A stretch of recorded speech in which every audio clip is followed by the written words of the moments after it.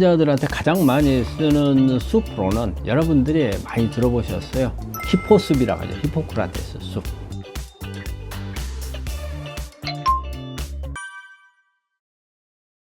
우리가 암 환자들한테 가장 많이 쓰는 숲으로는 여러분들이 많이 들어보셨어요. 히포숲이라고 하죠. 히포크라테스 숲.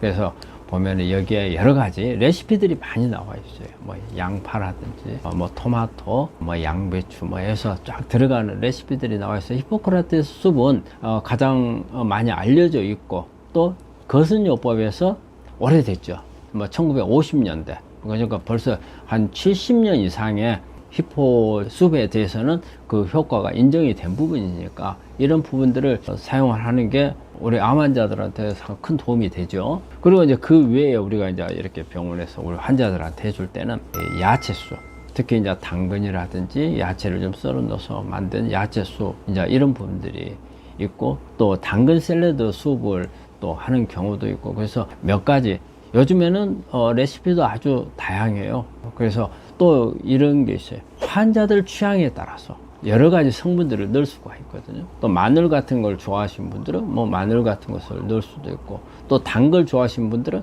이 양파를 좀 많이 이용을 해서 하는 경우도 있고 그래서 또 이제 그 숲을 보면은 전복을 가지고 전복죽 같은 경우도 많이 있는데 전복죽도 이렇게 고단백을 섭취하는 면에서는 나쁘진 않다고 봐요. 특히 이제 우리가 해산물 중에서는 수명이 그렇게 길지 않거든요. 해산물들은. 그래서 그런 해산물을 이용한 숲 같은 경우도 괜찮다고 봅니다. 이제 그 수프가 칼로리를 따지면 사실은 우리가 밥을 먹는 거 하고 또 반찬을 먹고 그 다음에 이제 그 외에 여러 가지 생선이라든지 이런 것을 한 끼를 먹었을 때 숲만 가지고 충분한 영양분을 맞추기가 어렵죠. 그래서 그렇게 우리가 숲만 먹거나 죽만 먹는 경우에는 우리가 그 부족분을 우리가 수액제를 가지고 따라가거든요. 그러니까 우리가 그냥 밥을 정상적으로 먹을 때야 우리가 어떤 수액을 가지고 보충해 줄 필요는 없어요. 하지만 수프를 이용을 했을 경우에는 일시적으로 먹는 거죠. 우리 몸이 밥에 적응할 수 있기 전, 먹기가 어려우니까 수프를 쓰는 경우잖아요. 그래서 쓰기 때문에 이때는 이것만 가지고 다 맞추지는 못해요. 그래서 이럴 때는 여러 가지 뭐 기능식품 보조제라든지 아니면은 우리가 수액제라든지 이런 부분들을 가지고 약간 보조가 들어가야 되는 거죠. 숲만 가지고는 다 영양소를 못 맞추는 문제가 있다는 겁니다. 그것만 가지고는 우리 몸에 필요한 영양 성분을 다 맞추기가 어렵다는 거죠. 그리고 이게 안에 물이 많이 들어있잖아요. 수분이 많이 들어있기 때문에 실제 물을 빼버리고 나면 양이 적어요.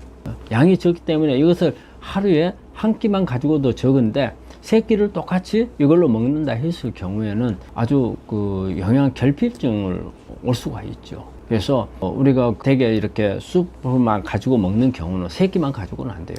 횟수를 더 늘려야 돼요. 보통 이제 6끼까지 늘려야죠. 그렇지만 또 이 안에 있는 성분이 우리가 우리 몸에 전체로 필요한 성분이 다 들어있다고 볼 수가 없잖아요. 잘못하면 영양 불균형이 올 수 있는 그런 원인도 될 수가 있어요. 그래서 이런 부분들을 가지고 내가 암 치료하는 동안 나 이것만 가지고 해결을 할 거야.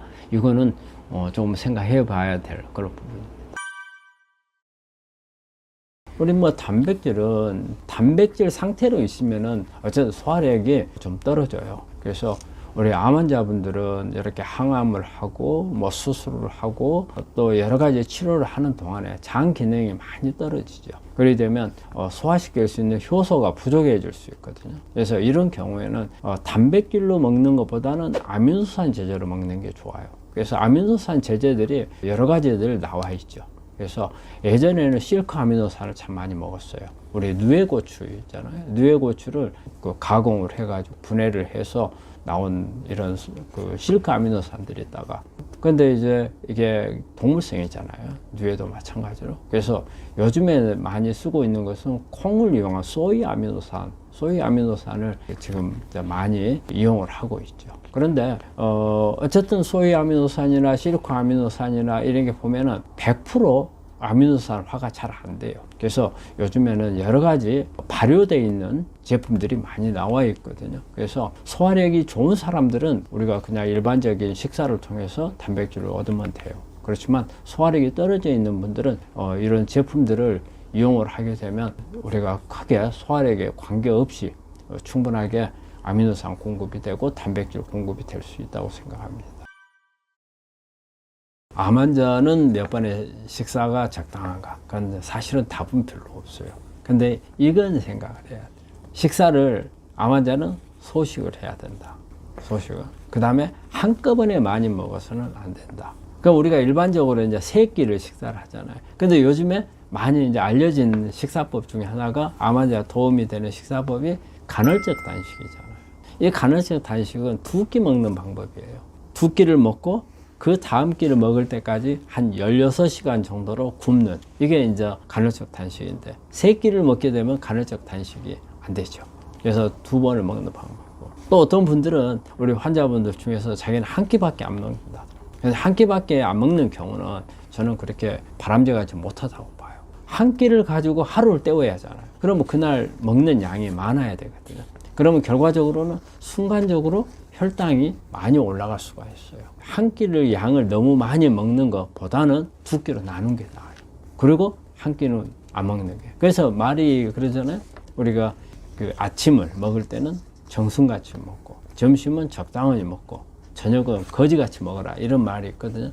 그게 오래전에 과학자가 내놓은 그 주장이에요. 그냥 우리가 사회에서 떠도는 말 중에서 나오는 뭐 아침은 정승처럼 먹고 점심은 적당히 먹고 저녁은 거지처럼 먹으라는 말이 그런 의미가 아니고요. 사실은 여기에는 근거가 있는 부분이에요. 그런데 이제 요즘에 실생활에서는 그럼 어떻느냐. 우리가 아침은 일어나면은 입맛도 없고 입안도 쓰고 막 이래서 아침은 잘 못 먹잖아요. 근데 이론적으로 따지면 아침을 가장 많이 먹는 게 맞아요. 왜냐하면 우리가 사람이 오전에 일을 가장 액티브하게 하거든요. 오후가 되면 피곤하잖아요. 그래서 오전에 액티브하기 때문에 액티브하게 일을 할 때 필요한 에너지가 들어와야 되니까 아침을 제일 많이 먹는 것은 맞아요. 근데 실제적으로 일상생활에서는 아침은 잘 많이 못 먹잖아요. 특히 젊은 사람들도 그렇고. 그래서 점심을 결과적으로는 많이 먹어야 되는데 우리 어떻게 먹어요? 저녁을 제일 많이 먹어버리죠. 점심을 적당히 떼어버리고, 말 그대로 적당하니 해요. 근데 저녁을 많이 먹어버려요. 그래서 방법을 바꿔야 되는 거죠. 그리고 우리가 이제 횟수를 따졌을 때 보통 3번을 일상적으로 먹는 건데 우리가 횟수를 늘리면 간식을 한 번 더 먹어요. 그래서 우리 암 환자들은 간식은 안 하는 게 좋습니다. 그리고 정말 내가 암을 치료하는데 뭔가 내 식사 방법이 암에 도움이 돼야 되겠다 생각한다면 간헐적 단식을 하시는 게 좋을 것 같아요. 그래서 저녁을 한번 줄여보세요. 저녁을 줄이는데 아예 굶으려면 너무 힘들어요. 처음에 적응이 안 돼요. 일단은 줄이는 것부터 해봐야 되거든요. 근데 줄이는 것은 할 수가 있어요. 단지 뭐냐면 처음에 쉽지 않아요.